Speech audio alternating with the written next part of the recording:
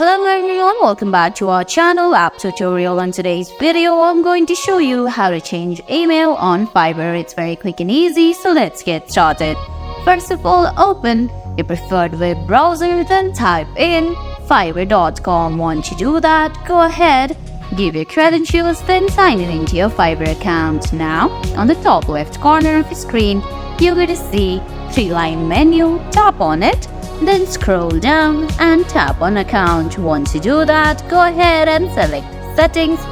Once you tap on settings, you're gonna see options like full name, email, etc. Go ahead and tap on the box right beside email. Type in the new email that you want to add, then tap on save changes from your screen. Once you do that, Fiverr is going to send you an email on a new email. Go ahead, open the Gmail app and tap on the link sent by Fiverr. Then you successfully change your email on Fiverr. And guys, that's it.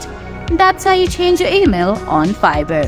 I hope you found this video helpful. If you did, please give it a thumbs up, leave a comment, subscribe to our channel and hit that bell icon. See you in the next video. Thanks for watching.